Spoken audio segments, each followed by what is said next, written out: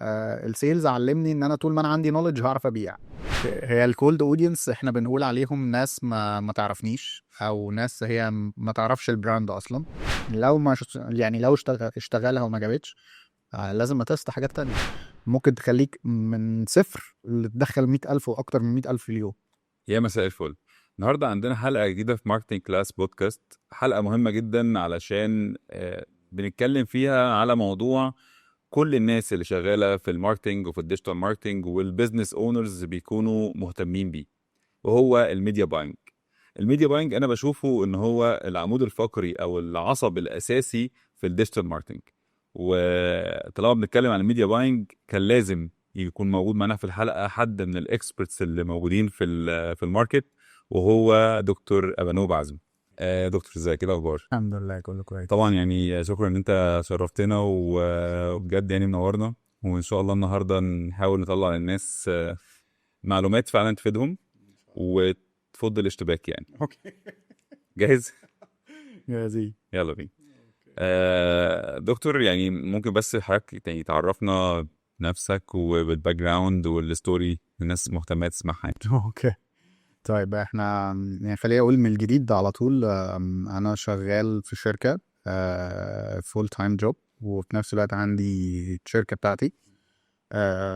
الشركة بتاعتي هي ريليتد بس بالميديا باينج عامة، لكل الاندستريز تقريبا اللي موجودة في الماركت عندنا هنا وبره مصر. آه، شغال ديجيتال ميديا استراتيجيست في الشركة اللي أنا فيها، فبنعمل استراتيجيز للشركات المالتي ناشونال ريليتد بالفارما.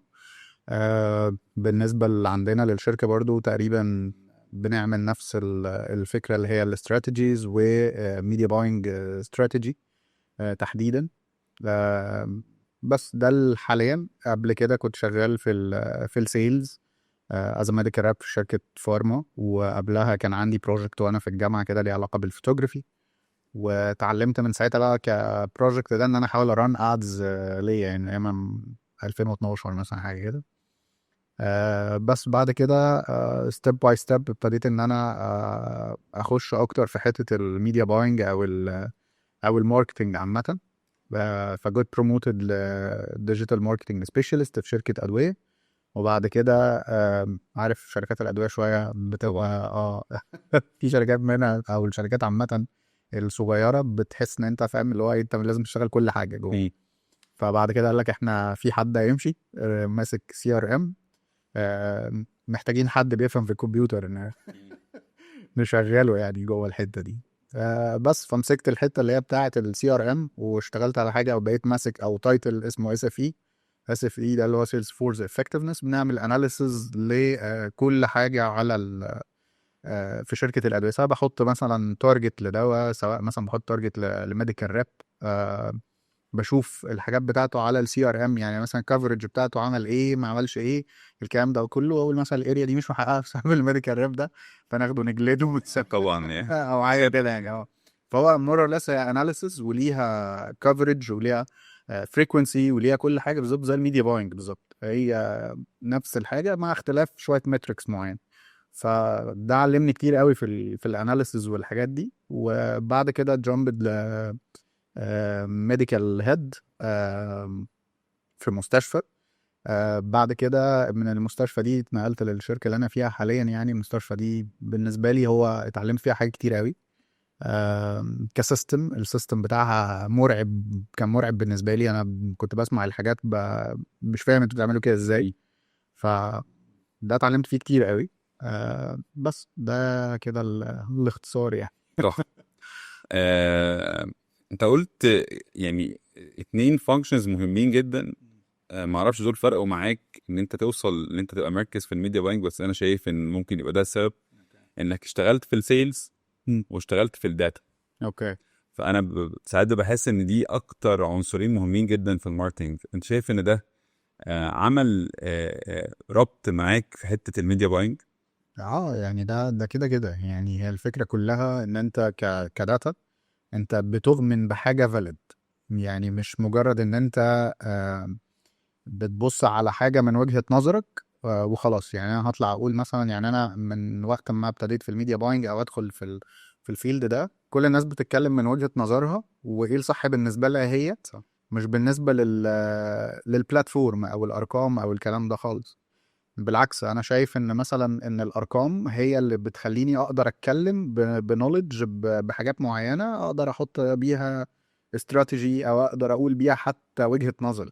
فاهم الفكره؟ السيلز علمني ان انا طول ما انا عندي نولج هعرف ابيع.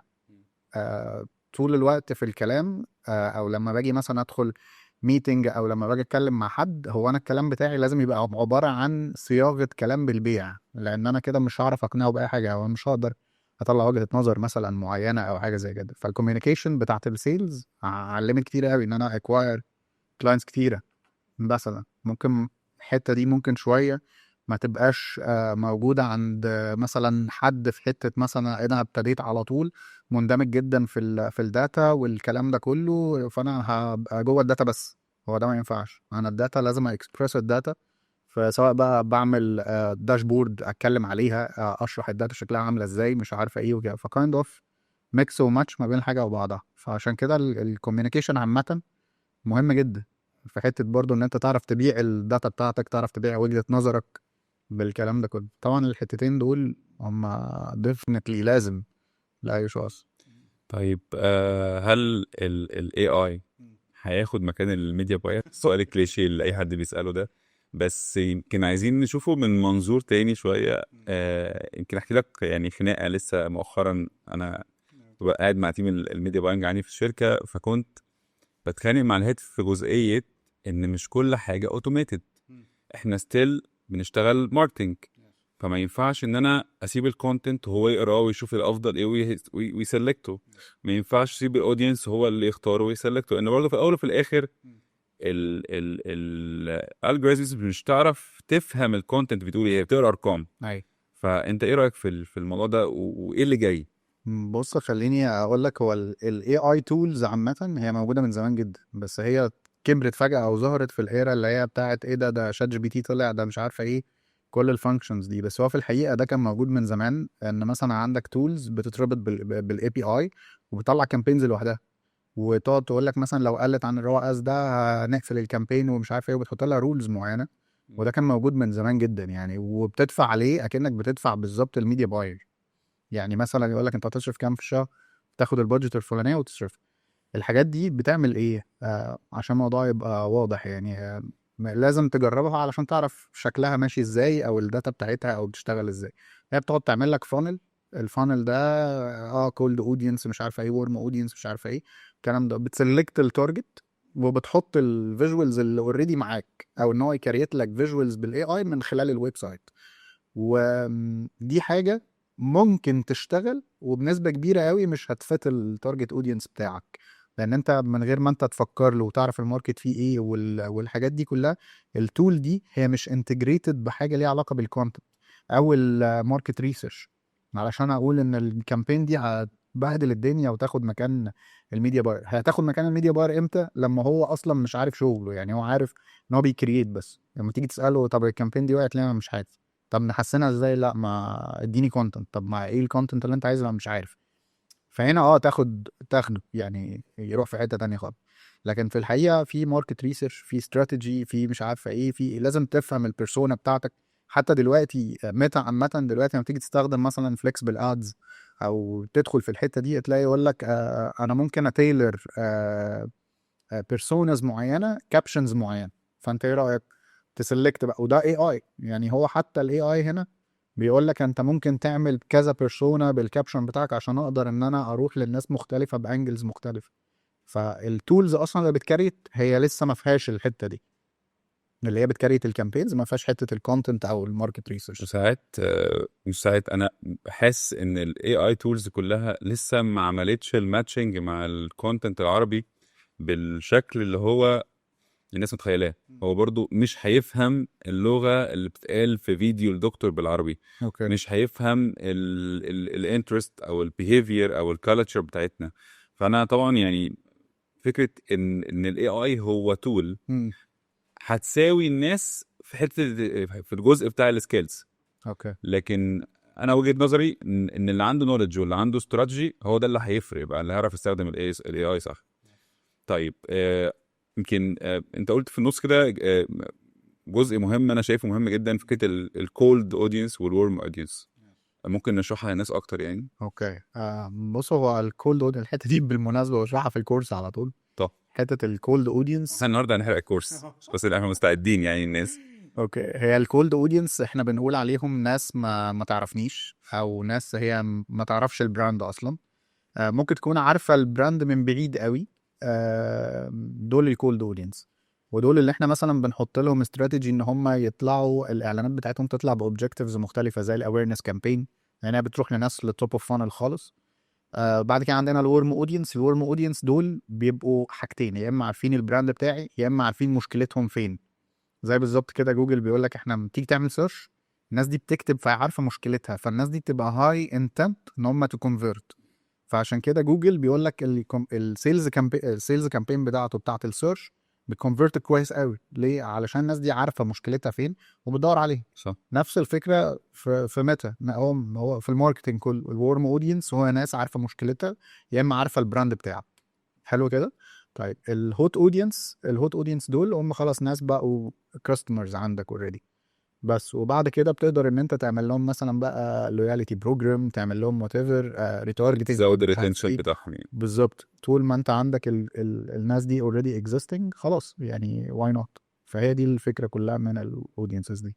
يمكن ده بيماتش شويه مع النيو كونسبت اوف فانل. ان زمان طول عمرنا لما بنتعلم ماركتنج او بنشوف الماركتنج ان الفانل قبل الجنريشن بتاع الكونتنت ماشين والكونسومشن العالي بتاع الكونتنت كانت عباره عن awareness consideration sales او اكشن. يمكن دلوقتي بقت سيركل، ما بقتش خط مستقيم. يعني انت هل انا محتاج كميديا باير وكونتنت كريتور ان انا اشتغل على كل الستيجز بتاعت الفانل في نفس التوقيت دلوقتي؟ بص، يس. هي ميتا حتى بقت بتاناونس فكره ان انا احط لي كونتنت كتير وانا هعمل لك الفانلنج ده. فعلا. يعني هروح لدول وهروح لدول وهروح. شرحنا دي بقى اكتر، يعني دي مهمه جدا للناس. بص، هي الفكره كلها هنا ان انت مثلا بتحط كذا كونتنت، تايب اوف كونتنت بانجلز مختلفه. حلو. ولنفترض مثلا اول انجل بتتكلم على السوشيال بروف، تاني انجل بتتكلم على الستيتس اللي الشخص هيبقى عليه، تالت انجل مثلا ريفيو. الانجلز اللي هي البيلرز او اللي هي محاور الكونتنت نفسه. بالظبط صح كده؟ بالظبط. فمثلا الانجلز دي هو بيروح بيها للناس بشكل ما. يعني الناس عامة لازم تفهم فكرة الانجلز دي بشكل مرعب. الانجلز دي ممكن تخليك من صفر تدخل 100,000 وأكتر من 100,000 في اليوم. فعلا. لأن طبعا فيها حاجات مهمة، يعني حاجات مهمة جدا. الناس دلوقتي بتشتري ولا علشان بنفيتس ولا علشان فيتشرز، هي بتشتري علشان الستيتس. أنا هبقى فين بعد كده؟ يعني انا خدت الدبلومه، هبقى فين بعد الدبلومه؟ خدت وات ايفر ايه الحاجه اللي انا خدتها، هبقى فين؟ ما انا مش عايز اخد البتاعه علشان هي مثلا فيها كل الحاجات بتاعه الميديا باين. ما انا استفدت ايه؟ فاهم الفكره؟ لكن انا لو خدت البتاعه وبقيت اكسبرت، لا انا هروح. فاهم الفكره؟ بس فهي الفكره كلها ان انا لازم انا كشخص الاول افيجر اوت الانجلز، ذن اشوف بعد كده ايه الحاجات اللي انا ممكن احطها جوه الكامبينز دي. ان انا مثلا اقول والله ده هتروح للورم اودينس، ده هتروح للكولد اودينس، دي كذا. ممكن اخليه هو يشتغلها لي، وممكن انا اشتغلها بشكل مانيوال. والله هو اللي اشتغلها وجابت ريزلت كويسه، ليه لا؟ لو ما يعني لو اشتغلها وما جابتش، لازم اتست حاجات تانية. يعني الفكره كلها تيستنج ذن افاليد ذن خلاص افضل مكمل بس. طيب انت مع الاوتوميشن، فكره ان انا اربط بقى الاي بي ايز بتاعتي بان وان انا ابدا اتحرك، ان كل حاجه تتعمل لوحدها وفي تول بتشوف الماتريكس بتاعتي وتول بتجنريت الكونتنت، ولا مع فكره ان لا لسه في سبيس كتيره جدا للكاستمايزيشن وان انا اشتغل مانوال؟ بص، بصراحة حتة إن أنا أشتغل كل حاجة بالاي اي حاليا، أنا بحس إن هي لسه بعيدة شوية لكذا سبب. أولا لما بتيجي مثلا تتكلم مع شات جي بي تي أو حاجة، هو بيحاول يدي لك الحاجة اللي أنت بتفكر فيها بشكل ما، يحور لك الموضوع إن هو يبقى ماشي معاك. إيه ده؟ يقول لك الله دي فكرة حلوة، كمل عليه. طب أقول له لا بس أنا شايف إن دي فكرة وحشة، يقول لك لا دي فكرة وحشة على فكرة. صح. ومش هكمل عليه. فتحس ان في حاجه غلط. وبعدين الناس اول لما شات جي بي تي طلع، انا كان عندي يعني مشكله معاه في حته ان انا اخش اديله دماغي. هو ده اللي بيحصل. انا بخش ادي للاي اي دماغي وبسلمه كل حاجه، وده في الحقيقه ما ينفعش. ما هو انت لو الاي اي هو اللي هيعمل كل حاجه، طب ما إيه؟ خلاص. وفي الحقيقه هو بيعملها غلط. يعني هو يا ريت ان هو مثلا هيمشي سيكونس زي ما انت هتمشيه صح، او تفكر في الاستراتيجي، او تفكر اصلا. الناس بتبعت لك على الدي ام بيسالوا اسئله معينه، ليه ما اعملش كونتنت للاسئله البوهيميه مثلا او الاسئله الكويسه جدا منها، او الكلام ده، ليه ما اعملش ده؟ ساعات بحس ان الاي اي او يعني التولز اللي موجوده هي بتعمل لك مايند بلوك اوكي. اكتر ما بتفيدك. يعني انا ما عنديش مشكله انت يبقى عندك الاستراتيجي وعندك العلم وعندك الفكره، وتخش مثلا تخليه يلخص لك كتاب، يس. يساعدك في كورس، يساعدك في حاجه معينه، ده تمام، انت كده بتستخدمه از اسيستنت. طيب. بس اكبر غلط ان الناس تبدا تشتغل هي عند الاي اي. بالظبط. يعني بحس ان هم بيخش يخلي الاي يتحكم في دماغه.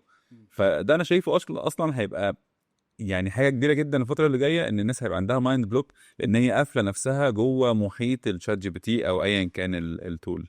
وزي ما قلت لك برضه فكره ان هي مش لسه الكونتنت العربي ما تفهمش قوي في الاي اي يعني. طيب، انا دلوقتي عندي يمكن حاجه انا محتك بيها وانت برضه محتك بيها، الميديكال ماركتنج.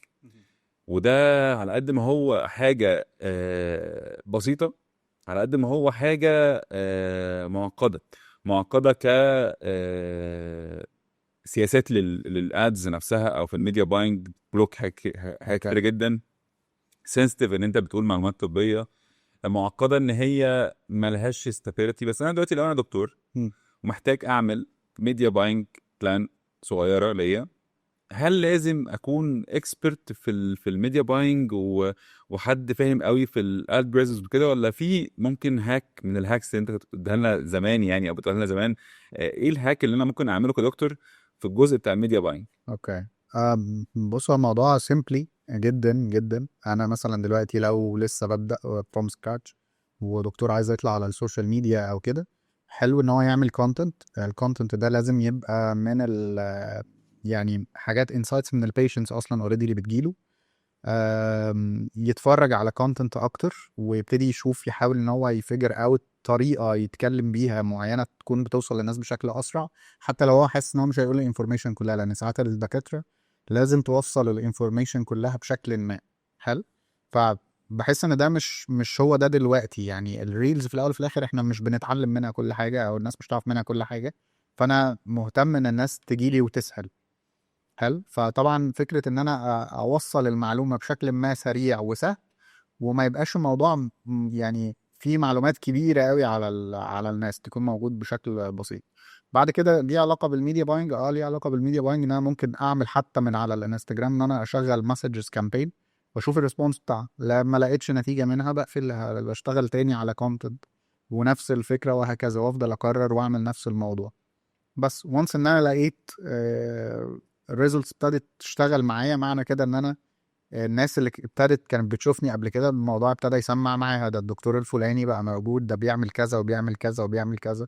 فيبتدي الموضوع يمشي معايا بواحده واحده. هي الموضوع ما بيبقاش مره واحده انا هجيب كذا. يعني ما يبقاش دكتور مثلا هيطلع انا هطلع على السوشيال ميديا عشان اجيب 500 بيشنت الكلينيك بكره. الموضوع ما بيمشيش كده. الموضوع بيمشي يعني سلمه سلمه. وممكن ما تلاقيش نتائج في الاول خالص بسبب ان ما فيش براندنج. من اصعب الحاجات الميديكال، وانت اكيد عارف ان مش اول ما تشتغل بتلاقي نتيجه. صعب. لازم يبقى لها استراتيجي معينه، بكونتنت معين، بحاجات معينه. فالهاك السهل قوي ان انت مسج كامبين، اشوف الريسبونس بتاعها، اشوف التارجت اودينس ده بتاعي ولا لا، اغيره، وهكذا. بس موضوع فيري سيمبل يعني. هو ليه قلت كامبينز مسجز؟ ما قلتش مثلا فولورز او بيج لايكس او فيوز او انجيجمنت؟ يعني ليه رحت في الجزئيه دي؟ بص اقول لك، انا على طول بحب ان انا فاليد الاودينسز بتاعتي الاول. بمعنى ان انا لما باجي اشتغل مسج، بقى بيجي لي فكره. اول حاجه بيجي لي مسجز من الناس. المسجز من الناس دي بشوف منها هل الاودينسز دي بتاعتي اصلا ولا لا. حلو كده. ما انا ممكن اشتغل فولورز من الاول ويجي لي فولورز، والاقي الفولورز دول الموضوع مش ماشي كده. يعني غريبه، ناس غريبه، ناس مش ماشيه مع السيجمنت بتاعي، ناس مش عارفه ايه. فطبعا ده بيوديني في حته بعيده قوي، هصرف غلط بمعنى اصح. طيب المسجز هتفاليديت ده. يعني انا اشتغلت الاول على كونتنت، لقيت الناس بتتكلم وبتسال وانترستد و they are my segment مثلا. هل فخلاص استيك لي. ما لقيتش ان هم دول، فهبتدي اغير في التارجتنج. طيب وانس ان انا لقيت دول، هرجع اشتغل بقى على الفولورز وغيره بنفس التارجت اودينس، لحد ما ابتدي اعمل فولور بيز وابتدي ان انا الاقي فيه مسجز، وهكذا. هم دول هيجيبوا لي البروفيت. لو انا كدكتور مش متارجت سيلز، انا متارجت بيرسونال براندنج، يبقى برضو الاوبجيكتيف بتاعي يروح في نفس السكه دي. يس. هو بص، انا يعني بحب اريكومند ده في الاول علشان اشوف الموضوع ماشي ازاي. يعني ما اروحش لاي حد وخلاص. يعني انا شايف ان انا مثلا يبقى عندي فولورز كتير قوي انا مش مستفيد منهم، مش حاسس ان دي حاجه حلوه. يعني انت لكن انا تقريبا ممكن. بتفاليديت الكونتنت والبيرسونا نفسها بتاعت الدكتور يس. بالمسج، يس. ان هو ده اكشن صعبته على الاودينس، فطالما الاودينس عمله فاذا يعني هو يستحق ان هو يحصل ده. يس بالظبط. دي حاجه، وكمان انت كده كده هتشتغل عليه بعد كده فولورز. فانت طول ما انت بتشتغل على الاودينس بتاعتك بالسيجمنت بتاعتك، انت هنا هتاتشيف حاجات قدام ممكن ما اكونش متخيلها دلوقتي. لكن انا ممكن مثلا اكون بصرف، بس بصرف في اتجاهات عشوائيه. يعني انا مثلا عايز اجيب حد على الستور، بيجي لنا كلاينتس يقول انا عايز اجيب حد على الستور. طيب هنشتغل ايه؟ لا، طب ما انت في اوبجيكتيف معين بتشتغل. يعني مثلا الاويرنس اللي الناس عمرها بتقول لك لا، انت لما تيجي ابدا سيلز على طول، ابدا مش عارف ايه على طول. الاويرنس دي مهمه جدا. يعني انا مثلا فتحت في المكان ده ولنفترض في التجمع، اشتغلت، هتشتغل مسجز على التجمع، تمام، هتشتغل مش عارفه ايه، تمام. بس انت في حاجه مهمه جدا نسيتها، ان انت ممكن تعمل اويرنس كامبين على تارجت اودينس فيري نارو، يشوفوك كذا مره، يحصل لهم اوير ان انت فاتح اصلا، يبقى التجمع عارف كله ان انت. بس هل انا هستحمل ان انا اصرف الفلوس دي من غير ما الاقي انكم دايركت؟ بص، ما هو انا مثلا اكيد دلوقتي. بتواجه المشكله دي. يس. خليني اوضح لك. هو دلوقتي انا في الاول وفي الاخر لازم اديله المعلومه بصدق. يعني انا مش هقول له هفرش الارض ورد واعمل لك واجيب لك واسوي لك وبتاع والكلام ده كله. على حسب الستيج اللي هو فيها. يعني البراند بتاعه، كل براند او كل كلينيك ليها ستيج معينه. في ستيج فيها هو لسه في مرحله الاويرنس، وهو مش لازم يكسبكت اصلا نتائج واو من اللي هيحصل. وفي ناس تانية في ستيج تانية لا، ممكن تجيب العربيه بيزنس. دايره اصلا وماشيه. ليه لا؟ يعني الكونتنت بتاعك زي الكونتنت ده، وده زي ده، وده زي ده. انت محتاج بس تحط التاتش بتاعك في الاودينس او التكنيكاليتي الزياده. يعني مثلا جالنا براند عنده ستور وعنده حاجات اونلاين ومش عارف ايه، فابتدينا ان احنا نظبط ده بيزد على الحاجات اللي معانا بس. وابتدى يجي له سيلز، عمره ما باع اونلاين، وعنده فولور بيز رهيبه، وكلهم معظمهم حقيقيين، بس ما بيبيعش اونلاين. بس في شويه حاجات محتاجه تتظبط، محتاجه تتظبط، وبعد كده تبيع. بس هي دي النقطه. يعني احنا دلوقتي الرقم البيج لايكس والفولورز ما بيأثرش معاك في الكونفرجن؟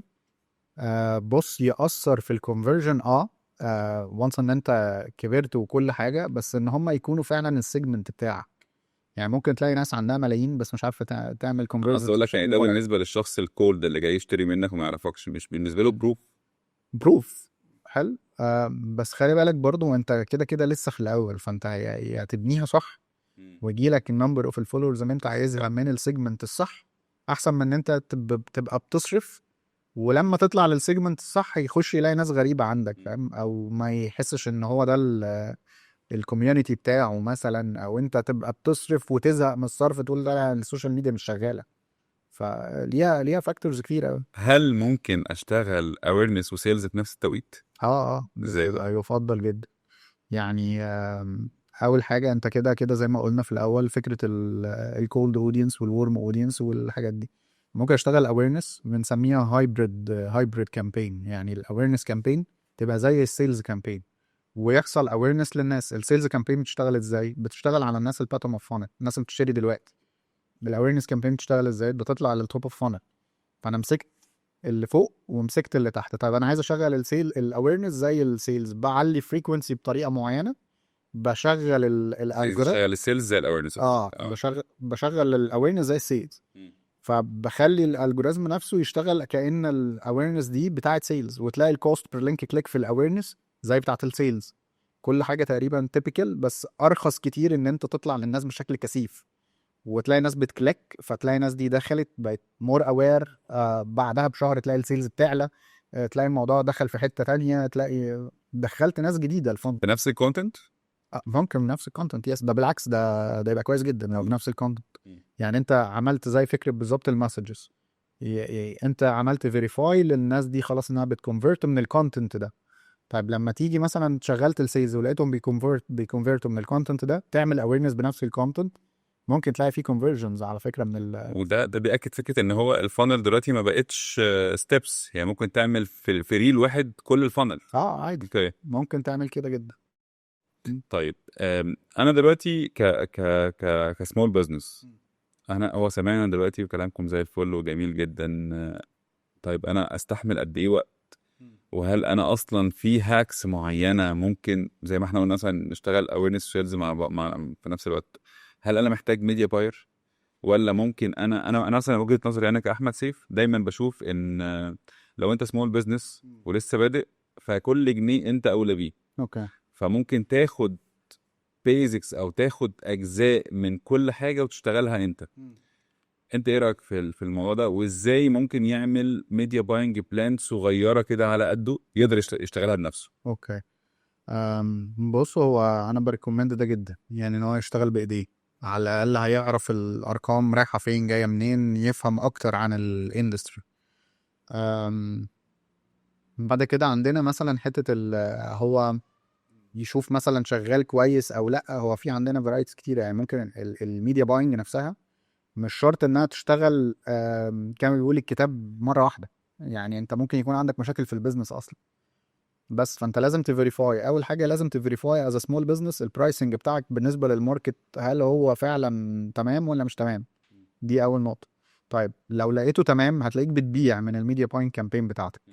لو ما بتبيعش، طب ما انت ممكن يكون البرايسنج فيه مشكله. طيب البرايسنج ما فيهوش مشكله وستيل ما بتبيعش، ممكن يبقى عندك البراندنج لسه فيه مشكله، فانت محتاج تشتغل اكتر على حته البراندنج. بس ما دام انت عملت فيريفاي ان الايتم دي مطلوبه وشغاله في الماركت، خلاص واي نوت، يعني هتلاقي الميديا باينج بتشتغل معاك بشكل حلو. فيبقى احنا عندنا برودكت، التايب اوف البرودكت، البرايس، بعد كده الميديا باينج. يجي الميديا باينج يحرك دول لو هم مش شغالين كويس في الماركت بس. طيب هقول لك بعض ال الحاجات اللي ممكن تكون بتؤثر على الميديا باينج كريزلتس، وتديني كام من 10 كل حاجه من دي فعلا بتأثر يعني. اول حاجه احنا اتكلمنا فيها دلوقتي البرودكت او الفاليو. هل ممكن الميديا باينج تبيع حاجه الناس مش محتاجاها قوي يعني؟ يس، ممكن. ازاي؟ بص، هو على حسب الاوفر نفسه. يعني ممكن مثلا الاوفر زي ما قلت لك كده، الناس دلوقتي بتشتري ستيتس، وفي وقت قد ايه هبقى كذا، او هعمل ايه في وقت قد ايه، او الحاجه الفلانيه يعني. بس فممكن الشخص يشتري الستيتس عادي، هي الناس بتحب تعمل ده. يعني انا عايز ابقى احسن واحد في مثلا في مجال الفاشن اندستري، طب ليه ما اعملش كده؟ هو هبقى احسن واحد مثلا بعد قد ايه، فهروح للجزء ده. في الماركتنج يعني في مصطلح كده اسمه نيد اكتيفيشن. مفيش حاجه اسمها نيد كرييشن، يعني مفيش حد بيخلق نيد، هي الاحتياجات كلنا مولودين بيها شبه بعض. لكن انت ظهرت لي كونتنت او ظهرت لي بيس اوف كونتنت معينه، عملت لي اكتيفيشن لنيد جوايا، زي مثلا ان انا بحاول اعمل دايت واخس وانزل في الويت شويه بس مأجل القرار شويه. فطلع لي دكتور قال لي طب ما تيجي تعمل ده دلوقتي بشكل معين او بكول تو اكشن معين، فانت كده عملت لي نيد اكتيفيشن. ففعلا ممكن المنتج مجرد ما اعمل له ماتريكس واضحه هاكتيفيت النيد دي عند الناس. دي حقيقة. الاوفر كم من 10 بيأثر في الميديا باينج؟ لا كتير، ريسنتلي كتير. بعد ما قريت كتاب كده بس لا، بيأثر مثلا بنقول بنسبة من 50 ل 60%، حتى لو هو مش ديسكاونت. اوكي. يعني عشان الناس بتفتكر ان الاوفر لا ديسكاونت اوفر. هو فكرة ان انت بتعرض الحاجة بتاعتك بشكل ما. بالظبط، الاوفر اللي هو مش ديسكاونت فعلا، هو طريقه عرضي للحاجه، زي ما بيسموها ايه الباكج بتاعتي. بالظبط. مش الباكج اللي هي الملموسه، على قد ما انا بقدم منتجي فيه ايه الفاليوز اللي فيه او ايه البنفيتس. يعني لو انت تبيع البنفيتس اللي فيه بشكل مجمع عشان اديك الاوفر او المعروض، يعني مش العرض. ايوه. طيب البراند ايكوتي، قوة البراند او في وسط المنافسين وضخامته، مش شرط يكون حاجة كبيرة كوربريت، بس هو مثلا ايه، ممكن يبقى في حتة معينة ليه براند ايكوتي معروف وتراستد عند الناس، اوكي. ده بيفرق في ريزلت. جدا جدا. يعني عارف، ما كانش حد غلب ان هو يبني براند. يعني فكرة ان انا ابني البراند فروم سكراتش او كده، لا طبعا هتلاقي فيه بروجرس مرعبة. يعني ان انت مثلا تبدأ في الاول وتجرب ان انت تبيع، هتلاقي الموضوع ايه ده صعب جدا، ما بيشتغلش، مفيش حاجة. يعني مثلا انا كنت لما باجي اشغل المسج كامبين عندي في الاول، اول لما ابتديت المسج كامبين عندي بتوصل ل 46 جنيه كوست مثلا، وانا عندي مثلا 10000 فولور حاجة كده. تعالى مثلا نشغل دلوقتي مسج كامبين 8 6 جنيه، ده اخرها. ولما بتعلى بتبقى 30 جنيه، which is برضه فاهم ده لان رقم ضخم ما بين انا بدأت. الويستنج او المهدور قل، الناس بقت خلاص عايزه تتكلم مع دكتور ابانو. بالظبط. فطب ازاي انا بالميديا باينج ممكن ابني براند ايكوتي قوي؟ بص، اولا هو لازم يكون البيزنس اونر اصلا يعرف، يعني عنده الاستعداد يعمل ده، ومعاه ان هو يصرف على البراند بالشكل ده. طبعا الميديا باينج تشود سبورت فكره ان هو يبقى بيجيله انكم، بس في نفس الوقت هو لازم يكون حد فاهم يجايد البيزنس اونر. يعني مثلا هنصرف بس هنصرف على الحاجه الفلانيه ليه، علشان مثلا الريسيرش في الماركت الناس دي بتعمل كده وبتجي لها الحاجات الفلانيه. طيب هعمل استراتيجي للبرايسنج، بنبدا ان احنا نسال ونعرف الماركت البرايسنج بتاعه شكله عامل ازاي، الحاجات دي كلها. طيب ببتدي ان انا بشوف اكتر حاجه ان انا اشتغل عليها البراند جديد، وهو ده اللي كنت بعمله من اول ما بدات. حاجه يكون سعرها رخيص وكواليتي عاليه جدا، حلو. فابتدي ان انا اشتغل عليها، اتباعت، الناس بتشوف ايه ده، الله، ده الناس دي فعلا عندها كواليتي حلوه، واي نوت ان انا اجرب الحاجات الغاليه. انا جربت، يعني انا اول حاجه بالنسبه لي انا عايز الناس تجرب، بس ما اعملش اي حاجه تانية. انا ايه الفكره كلها في البراند على تراست. يس صح. انا ما عنديش تراست للشخص ده، ولا عندي تراست اصلا للبرودكت بتاعه. فايه اللي انا هعمله؟ لا، انا هدي تراست في الاول، ابيع لك حاجه ممكن تكون رخيصه، وبعد كده خلاص. يعني مثلا عملت في الاول كورس مثلا ابتديته ب 200 جنيه، باع كتير جدا، واشتريت شركات عملاقه، يعني شركات مالتي ناشونال خدته، ومش عارف، كنت مستغرب جدا اصلا. تلاقي الايميل داخل بكذا وبياخد كورس ب 200 جنيه من واحد مش معروف، بس الاوفر قوي جدا. و... والحاجه اللي هو يشتريها هو شايف ان هو ما خسرش حاجه. ايه 200 جنيه يعني؟ فاهم الفكره؟ ما يخش يلاقي فيه حاجه جوه غريبه اول مره يسمعها، لا يبقى الراجل ده عنده فاليو. وانس ان انا اعمل كورس مثلا بكذا او بكذا، ما اشتري، ايه المشكله؟ فاهم انت الفكره؟ خدته معاك في رحلتك، انت دخلته في الجيرني بتاعتك، دخلته في فكره ان انا خلاص هو بعد كده هقدم له كورس ب 400 ب 500، يس بالظبط. هيبقى حاسس ان انا دايما باخد من ابانو في فاليو موجود. فاليو اكتر من الكوست. بالظبط. طيب الكرياتيفيتي، مش الكرياتيف، الكرياتيفيتي اوكي. اللي دايما احنا مع كل الكلاينتس عايز حاجه بره الصندوق، طيب يعني نخلص اللي في الصندوق الاول. طيب اوكي. تاثيره ايه على الميديا باينج؟ بص، ساعات وساعات، يعني على حسب الكرياتيفيتي. في كرياتيفيتي الناس تفهمها و... وتبقى فايرل والله حلوه وكده، وفي كرياتيفيتي الناس ممكن ما تفهمهاش اصلا، او الالجوريزم ما يفهموش اصلا، فتحس الموضوع راح في حته تانية خالص. فالموضوع سيمبل، از ان انا لو هبقى بعمل حاجه كرييتيف هحط فيها هوك في الاول كرييتيف علشان الناس تكمل. فابتدي ان انا، وابتدينا نشوف برودكشنز كتيره بالشكل ده. لكن انا اعمل حاجه كرييتيف لدرجه ان انا الناس مش فاهمه اصلا ايه الدماغ اللي كانت بتفكر ورا البتاع ده، فبيبوظ. بنشوفه كتير جدا. اه يمكن 90% من الكونتنت كريتورز اللي بيطلعوا يتكلموا يقول لك اكتر فيديوز بتجو فايرل عندهم هو اللي بيطلع الموبايل يسجله من غير بقى ما يدخله في مونتاج ويدخله في هوكس بشكل مبتذل، او بقى في ترانزيشنز او كده. ايوه. الجزء ده بقى خلينا اتحرك معاك شويه لجزئيه اليو جي سي كونتنت. اوكي. هل التايب اوف كونتنت ده بالنسبه لك ايه الاخبار؟ بص بص، أنا عندي كونسيرن شويه في اخر فتره دي. هم اليو جي سي ده بقى اللي هو فاهم، انا رايح للشهود الزور. صح صح.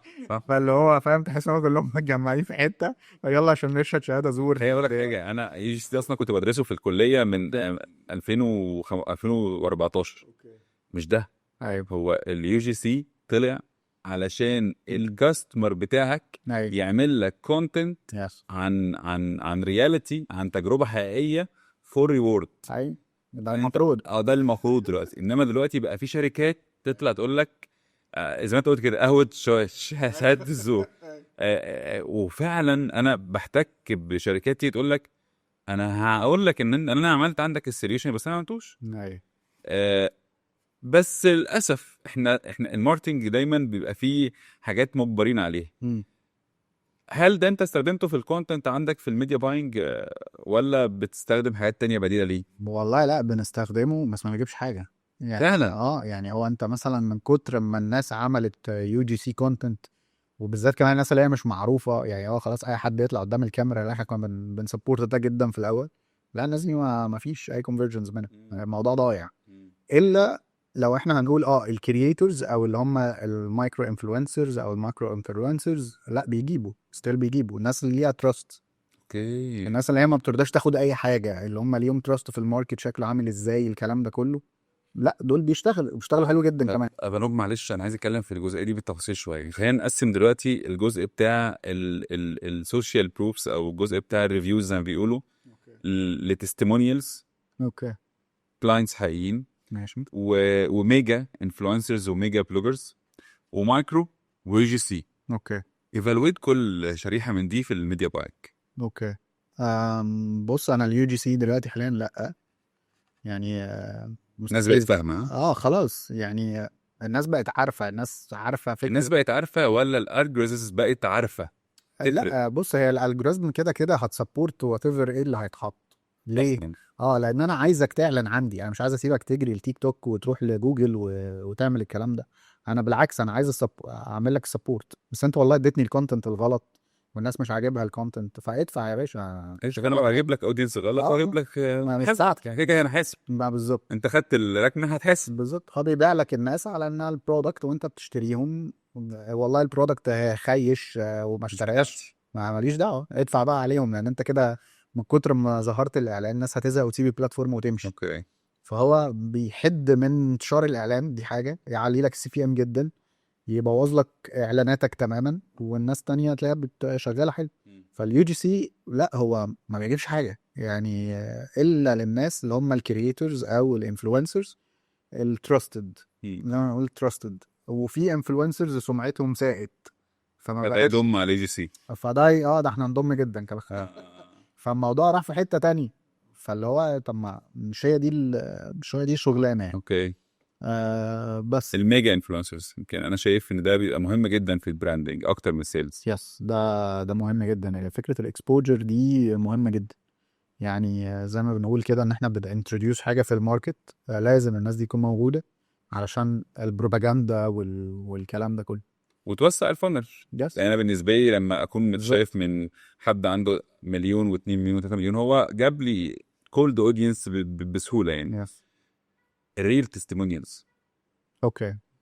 من الكاستمرز نفسهم برضو ساعات بتبقى بتشتغل كويس، بس على حسب تصويرها او شكلها المعروض. يعني مثلا الحاجات اللي على الويب سايت بحس انها لا كلها فيك، مش قصدك يعني مثلا كل ما كانت تستيمونيال ريل وبالموبايل بيجيب نتائج افضل لو انا عامله برودكشن وفي استوديو وفي كاميرا وكده. يس يعني هو الموضوع كله مش يعني مش مستاهل، فاهم الفكره.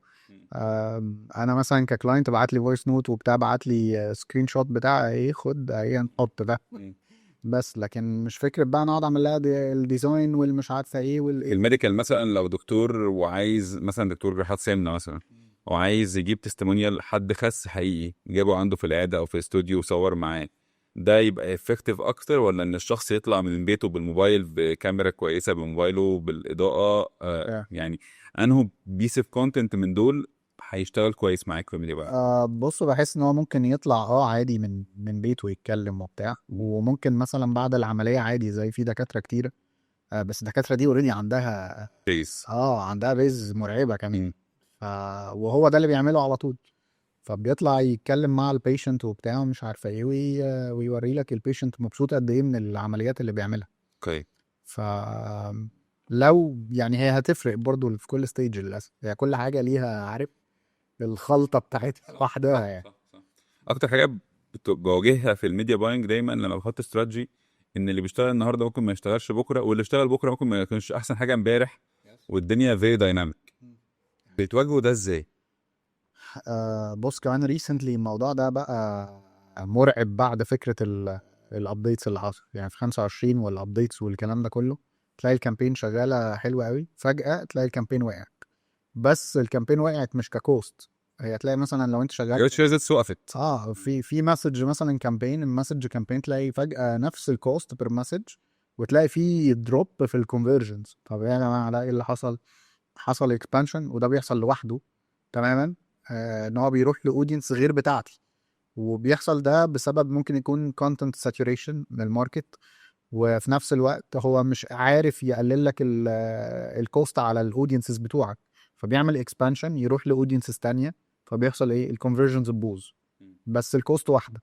فانت هتضطر هنا ان انت تقفل كامبين اصلا، تغير كونتنت اصلا، وتبدا كامبين من الاول. اوكي. بس فده طبعا يفرق جدا.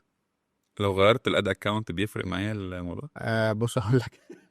انا بحاول اجيب لك يعني انسايتس من الماركت، من الحاجات اللي احنا بنواجهها مع كلاينتس. ايوه بص اقول لك، يعني هو الجمله مضحكه، اي بالظبط. بس في الحقيقه ساعات بتفرق في حياه. يعني مثلا عندنا في الجي سي سي ساعات تيجي تعمل اد اكونت تلاقيه مثلا الاوبتمايزيشن جولز اللي موجوده مختلفه عن اد اكونت تاني. يعني مثلا تيجي تلاقي هو هنا هي اوبتمايز على اللينك كليكس وانا بشتغل على الواتساب. طب ليه؟ تيجي تلاقي اد اكونت تاني لا هو بيوبتمايز على المسجز. ما اللينك كليكس دي هي اول الفانل بتاعت المسج، بالظبط. قاعد هيكليك ويجري. طب انا استفدت ايه؟ بالظبط. انا عايز المسجات عشان طبيعي الكوست بتاعها تقل. بس فطبيعي هنا انا لا ممكن اكريت اد اكونت جديد، هلاقي ان انا باوبتمايز على المسج. ممكن تبقى في بج في الاد اكونت اصلا، وده واجهناه كتير في الجولف بالذات. تيجي تشغل الكامبين لو اد اكونت جديد ما تلاقيش فيه ان هو بيوبتمايز اصلا على حاجه زي كده. اوكي. فلازم تغير الاد اكونت. طيب تغير الاد اكونت ممكن امتى، او تزود اد اكونت امتى؟ لما تيجي تعمل عمليه سكيلينج بس تكون عديت بمراحل سكيلينج كتيره. يعني عندك الكونتنت متوفر، عندك الاوفرز اللي هتخليك تعمل سكيلينج، عندك البراند ايكوتي، عندك الحاجات دي كلها. بعد كده والله عايز اصرف 500,000 600,000 في الشهر، ابدا ان انا ممكن اتجه لحاجات تانية زي اكونتس تانية. طيب احنا بمناسبه السكيلينج، ما تقول لنا كده ايه الستيجز اللي اي اكونت اوكي. من اول ما يبقى سمول لغايه ما يكبر بيعدي عليه؟ بص هي فكره السكيلينج من ناحيه الميديا باينج نفسها. هي الفكره كلها فيها ان انت زي ما بيقولوا او موجود في الماركت، انت بتصرف رقم كبير علشان تدخل رقم نفس الرقم اللي انت كنت بتجيبه وانت بتصرف رقم قليل. حلو. و ايه الستيجز؟ احنا مثلا بنقول احنا بنزود بادجت الاول. البادجت دي مثلا ولنفترض اكس، هتزيد بالشكل الفلاني، هشوف قدامها الريتيرن بيحصل فيه ايه. وده بالمناسبه هتلاقي التفاصيل دي كلها موجوده جوه الدبلومه يعني احنا هنيجي للدبلومه دي يعني واضح ان هي فيها لا حاجات فانا زودت البادجت ولقيت مثلا الريزلت حلو، يبقى انا كده فير انف، دنيا تمام معانا. هي دي البادجت بتاعت الكلاينت. طب الكلاينت لا يعني سكاي ذا ليميت.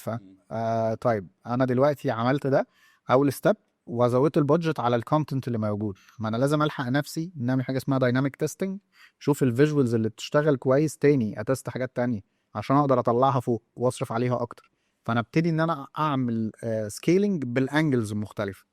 طيب بعد الانجلز المختلفه اعمل سكيلينج بالبادجت، بعد البادجت اعمل سكيلينج باودينسز مختلفه، اعمل لوكالايكس، اعمل حاجات تانية. تارجتنج بيهيفير، في حاجات اسمها تارجتنج بيهيفير. التارجتنج بيهيفير اللي هو انا بشوفه من اكتر الحاجات اللي بتخلي الناس تشتري. يعني مثلا تخش على الويب سايت مرتين ده معناه ان المنتج ده عاجبك، خلاص هي مفيش حل. او قعدت على الويب سايت فتره، مثلا تلاقيت كوتشي مثلا معين نايكي مثلا، دخلت على الويب سايت لقيته ب 14,000 جنيه، فتفضل فاتح التاب من فوق وتفضل شغال بتعمل حاجات تانية، كل شويه ترجع تبص على فده بيهيفير انت انترستد في حاجه زي كده. فلما تيجي مثلا تنزل عليه اوفر او حاجه عشان تعمل سكيلينج، لو جيت عملت ريتارجتنج عليه هيتباع. بفكره ان انت تارجت الناس اللي هي بتخش على تحفه. الويب سايت كذا مره، قاعده على الويب سايت فتره، ده اسمه behavior. في الاغلب اصلا هتلاقي الاودينس ده هو مسيف البيج دي اصلا ومستني الاعلان ده يطلع. Yes. ده اللي بيحصل مثلا في بلاك فرايداي، Yes. قبل بلاك فرايداي دي حقيقة. يمكن داخلين على بلاك فرايداي، هتلاقي الناس كلها دلوقتي السيلز كلها بتقع في شهر 10 ليه؟ الناس Yes. كلها بتسيف بتسيف بتسيف بتشوف. عشان كده مثلا البراندات اللي بتعمل فيك برايسنج قبل الناس بتعرفها يعني. دي حقيقة. طيب انا دلوقتي سمول بزنس، انا راجل ويدنج فوتوغرافر اوكي. كويس. هل لو اشتغلت على الانستجرام وعلى الفيسبوك بالكونسبت بتاع البوست مم. اعرف اجيب نتائج؟ يعني لا، في الغالب لا. ليه بقى؟ بنسبة كلمنا كبيرة. شويه عن الحته دي. بص، الاندستريز اللي بتعتمد على المسجز مش على الويب سايتس. الحاجات التانية اللي هي بوستنج للبوست، ان انا اجيب انجيجمنت والكلام ده، ما بيروحش للسيجمنتس بتاعته اصلا. بلس ان الكونتنت بتاعه بيفرق في حاجات كتير. في ناس كتير قوي بتبقى فاكره ان انا اجيب كلاسز معينه من الناس بالتارجت بس، وفي الحقيقه لا، هو الكونتنت بتاعه هو اللي هيجيب. لو انا مصور ناس شبه الناس اللي انا عايزها اصورها وبتدفع ارقام كبيره، هتجيلي بشكل سهل جدا. لكن انا مثلا واحط البرايس اللي انا عايزه. لكن انا مثلا جيت اشتغلت مثلا على ناس معينه او كاتيجوري معين من الناس، ما الناس دي هتروح لناس شبهها، واللي شبههم هيجوا. فيبقى لازم يبقى البرايس عقلاني في الموضوع، ما يبقاش ان هو لا انا طب لو انا عايز اعمل بروموت، اقدر ابروموت لازم اخش على الاد اكونت وبقى ادفانسد، ولا في طرق ممكن اعمل بيها حاجات؟ يفضل. مم. يعني يفضل في بعض الاندستريز علشان تبقى عارف ايه اللي بيجيب لك وايه اللي ما يجيبلكش. مم. ويفضل ان انت الاد اللي بتشغله تبص على المسجز اللي جايه من الاد. يقول لك فيو اد، لما حد يبعت لك مسج طبعا. في الدي ام، لازم تبص على انهي اعلان بيجيب لك ريزلت كويس. تخش على الادز مانجر ليه؟ لان هيوفر لك وقت وفلوس. مش هتفضل تتست على كل حاجه، تقفل وتفتح وتصرف كتير عليها وكده. ممكن تحط كذا اعلان مع بعض وهو يعني اذا الادز مانجر هو التول، هي الناس بتستصعبها شويه عشان معقده شويه بالنسبه للناس البيجنرز، بس هو هيسيف وقت وفلوس ومجهود، وهيجيب لك كمان انسايتس احسن. ده كده كده. ايه الانسايتس او ايه الماتريكسز اللي تفرق معايا قوي في الاد اكونت ابص عليها من هنا اعرف الكامبين شغال كويس او لا؟ اوكي. بص، احنا عندنا حاجه اسمها او انا بسميها برايمري ماتريكس، وعندنا حاجه اسمها سكندري ماتريكس. البرايمري ماتريكس هي اللي عيني تروح عليها اول ما افتح الاد اكونت. يعني مثلا اد شغال، الاد ده ايه البرايمري ماتريكس بتاعته؟ اللي هي البرفورمانس. يعني ايه بيرفورمانس؟ يعني كوست بير ريزلت. كوست بير ريزلت وقدامها ROAS او الار او اي بمعنى اصح. لقيت الحاجتين دول شغالين وجايبين ريزلت والدنيا تمام، اتس اوكي فاين بالنسبه لي. طيب، ايه السكندري ماتريكس؟ السكندري ماتريكس دي ببص عليها لو انا الحاجات دي اصلا مش جايبه. لان ممكن تيجي حد يقول لك ايه ده، انا بشتغل على الاد اكونت مش راضي يجيب لي ريزلت. طيب عرفت منين ان هو مش راضي يجيب لك ريزلتس؟ بصرف وما بيجيبش. يعني مثلا جالنا اكونت عنده ايتمز غاليه جدا. حلو، تيجي تدخل جوه تلاقي الكوست بير بيرشيز 1000 2000 جنيه، مش عارف ايه. وده في الفاشن اندستري ده رقم. طبعا. تيجي تبص على الرؤس بتاعه تلاقيه عالي مش قليل. بتاع الافريج برايس بتاعك قد ايه؟ كبير. حلو. طيب نيجي نبص على السكندري ماتريكس زي مثلا اللينك كليك ثرو ريت، السي بي ام، مش عارف ايه، تلاقي الارقام حلوه جدا. طب معنى كده ايه؟ معنى كده ان انت الايتم بتاعتك غاليه، بس انت محتاج تصرف عليها اكتر علشان تتباع. بس فهو دي ممكن تبقى هي دي مشكلته. السكندري ماتريكس وضحت لي ان الارقام بتاعته كويسه، زي مثلا السي بي ام، زي مثلا اللينك كليك ثرو ريت، زي مثلا ناس عامله تشيك اوت قد ايه، عامله اد تو كارد قد ايه، بس هم مترددين شويه. فبالتالي هنا لا، انت الايتم بتاعتك شغاله، محتاج تصرف عليها، وده الكوست بير بيرشيز بتاعك الطبيعي فيرسس الرقم اللي انت بتبيع بيه. كويس جدا. بس خليني برضه اخش في موضوع تاني مهم بالنسبه لنا. مؤخرا ظهر كونتنت كريتورز كتير جدا بيتكلموا في الجزء بتاع الماركتنج والبيرسونال براندنج وخلافه يعني. بيدعموا فكره ان انت تجو فايرال، اوكي. وان انت ما تبقاش بتشتغل بيد ادز، وان ده ويستنج للفلوس واهدار للفلوس. مع الرغم من الناس دي لما بتيجي تعمل كورس او بتيجي تعمل ورك شوب بتلاقيهم اصلا سبونسرد ادز، يعني سبونسرد ادز وهو طالع بيتكلم عن الحته دي. امتى اوظف الفايرال كونتنت عندي، مم. وامتى ادعم الفايرال كونتنت ده ببيد ادز، وازاي افضل الشباك ده؟ انا مقتنع ان البيزنس ما يتبناش على فايرال. مم. اوكي. بص، في بيزنسز ينفع يتعمل لها ده، يعني في حاجات ينفع اشتغل معاها وفي حاجات لا. وانا شايف ان في حاجات، معظم الحاجات اللي هي اللي عايز تبني بيرسونال براند ليه ايمج كويس، ما يروحش مع التيار. يعني انا دلوقتي زي ما كنا بنتكلم قبل البودكاست، كنت بقول لك حته السايكولوجي دي اهم حاجه عندي. اهم حاجه عندي للبيرسونال براندنج، الشخص ده لازم يبقى موجود بشكل ما، بفاليوز معينه جوه دماغ الناس. ما ينفعش فجاه الاقيه طالع قاعد بيرقص وبيعمل مش عارفه ايه وبتاع، انا بوظت الايمج. ما انت هترقص بقى زي اللي نكبس بقى على التيك توك. بالظبط بالظبط بالظبط. فمش هي دي الفكره، لكن الفكره ان انت تبني حاجه على اللونج تيرم تخرب الدنيا. غير بقى فكره الفيراليتي بتاعت الكونتنت اللي ممكن ما يكونش متماشي قوي مع الا لو انت بقى انفلونسر او كونتنت كريتور او بلوجر، وانت اصلا يعني الكرنسي بتاعتك او الحاجه اللي انت بتبيعها هي الارقام الديجيتال، فاوكي جو فايرال. لكن لو انت بيزنس، انا دايما بقول للكلاينتس، هو مش حاجه عايز تكسب، اه لازم تدفع. اللي هو ايه يعني، لازم تشتغل عشان تعدي. فهي دي نفس الفكره. فانا وجهه نظري ان ماشي اوكي خليك فايرال، بس فايرال هتعرف ازاي تسيجمنت، ايوه هتعرف ازاي تبوزيشن لو انت فايرال اصلا. بس احنا كنا في جزئيه مهمه قبل البودكاست. انت اصلا لو في كونتنت بينزل والكونتنت ده جاي بقى فايرال، جاب انجيجمنت كويس جدا، دكتور مثلا بيتكلم في معلومه والمعلومه دي بقت فايرال للناس، ده بيفرق معاك في الادز؟ بص بيفرق. يعني حته فكره الانجيجمنت على البوست والكلام ده كله، ده بيورينا الناس قد ايه مهتمه بالحاجه اللي الدكتور مثلا بيتكلم فيها. فواي نوت ان احنا نبوش بالادز، هروح لاودينس اكتر وهيفضل شغال فتره اطول، لان الحاجات اللي هي الفايرال ما بتفضلش شغاله وقت طويل خالص. يعني بالعكس، تطلع وبتنزل وخلاص ولا كانها موجوده. فهو لازم الادز تشتغل علشان تفضل يبقى فيه انكم ستريم جاي لحاجه زي كده يعني. فده بتفرق طبعا. طيب. طيب مؤخرا بقى ظهر فكره ان انا بخش على شات جي بي تي، بقرا كلمتين عن الميديا باينج، اوكي ببقى ميديا باير. انا دلوقتي شخص في مجال الماركتينج او بره الماركتينج او بزنس اونر او حتى عايز اشتغل في الميديا باينج، اه اعمل ايه؟ بص اولا، احنا بنعدي بالحاجات دي كتير. بس انت زي ما قلت لك، يا النولج بتاعتك بيزد على فاليديشنز معينه، هي اللي تخلي الناس ترجع لك كريفرنس. وفي الاول وفي الاخر يقرا على شات جي بي تي ويجرب ويعمل، بس في الاول وفي الاخر هو بيرجع لك انت.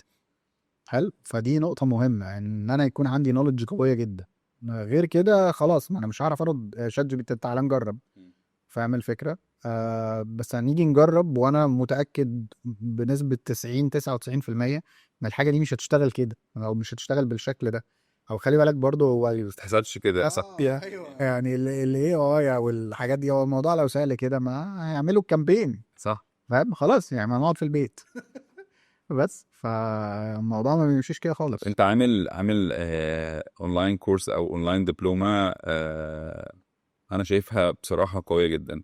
هل هي ممكن تدخلني في الكارير باث بتاع الميديا باينج وابدا من الدبلومه دي؟ ممكن تكلمني عنها شويه، وايه آه. الكونتنت بتاعها بص هقول لك، هي الكونتنت بتاعها يعني اختصارا كده هي 12 ساعة.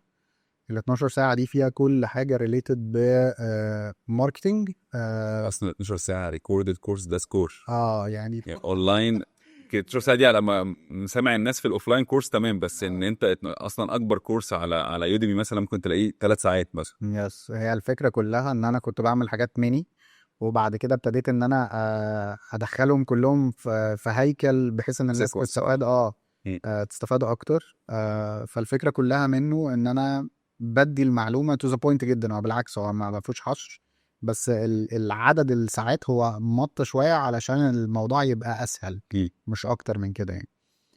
فطبعا هنا هو فكرة ال 12 ساعة فيهم مثلا جزء من الماركتينج، جزء من ستوريز، ريل ستوريز حصلت، سواء في السيلز وانا شغال سيلز، او وانا شغال في الماركتينج وازاي بتتحل وازاي اتعاملت معاها.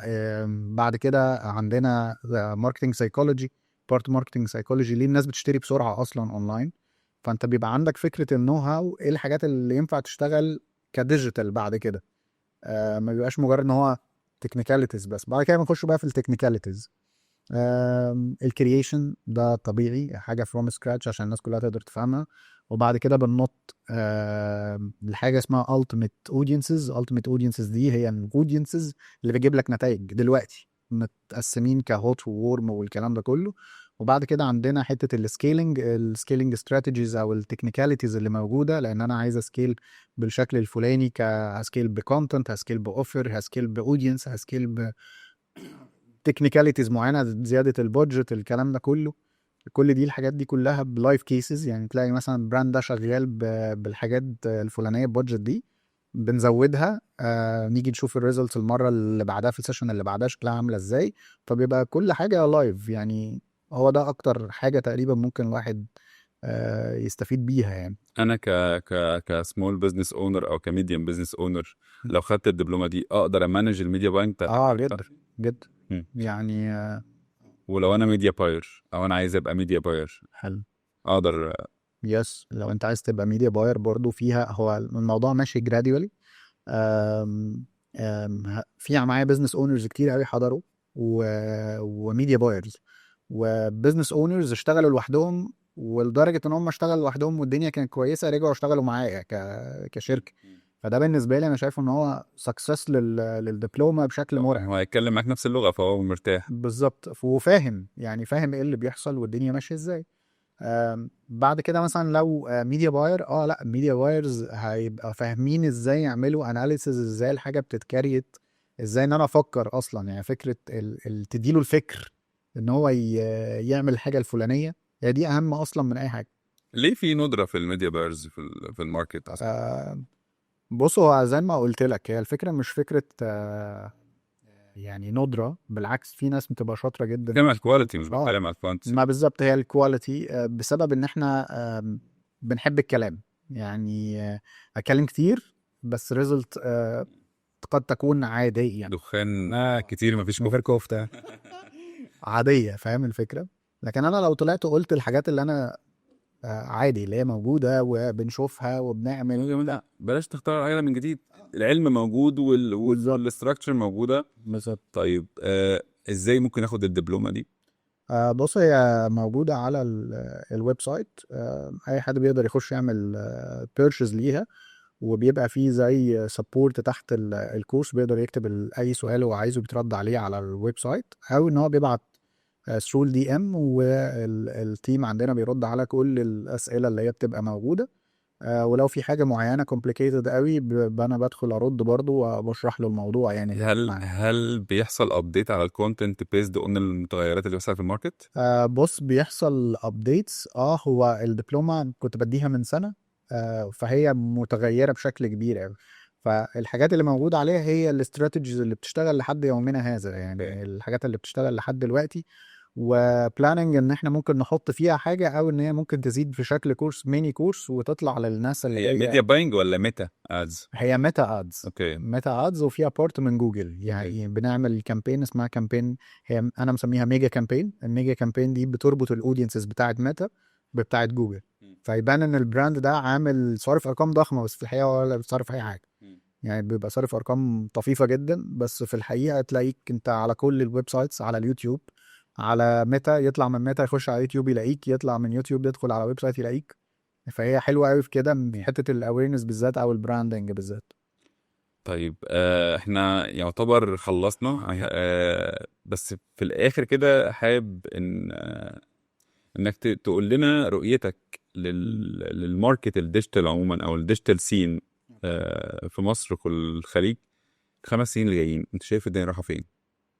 بص، هو بصراحة الموضوع بيكبر. يعني أنا شايف إن هو بيكبر أكتر من الإيرا اللي إحنا فيها دلوقتي. إحنا دلوقتي تقريبا ممكن نكون بنحاول نطلع للبيك يعني. جايز بره مصر أو في الخليج أو الكلام ده، جايز بدأوا قبلنا كمان. بس أنا شايف لا، الموضوع جروينج بشكل كويس قوي. وكل ما إحنا كل ما تطورنا في السكيلز بتاعتنا، هنقدر نمشي مع حاجة زي كده. ف لا، حاسس الموضوع لا، لسه حبة حلوين يعني. وفي حاجات كتير قوي اعتقد انها ممكن تطلع بسبب ان البلاتفورمز بتنافس بعضها. يعني مين كان يتوقع ان تيك توك فجأة ضرب وبتاع واشتغل كمان عليه الميديا باينج وشبه سيستم بتاع ميتا. يعني الاستراتيجيز اللي احنا بنعملها على ميتا بنعملها على تيك توك وبتشتغل ايه. مم. ف ما اخترعش العجلة يعني. لا خالص خالص. بس طب هل في أي حاجة حابب تضيفها، توجهها لحد أو تتكلم في جزئية احنا ما غطيناهاش في البودكاست؟ بص لا خالص، هو ما فيش حاجة قوي، بس الفكرة كلها في حتة سواء يعني هعمل بيرسونال براندنج، هعمل بزنس، هشتغل كميديا باير، اهم حاجة ان انا ابليف اللي انا بقدمه ده ليه الفاليو بتاعته. دي اهم حاجة، يكون عندي النولج، الفاليو اللي اقدمها للناس.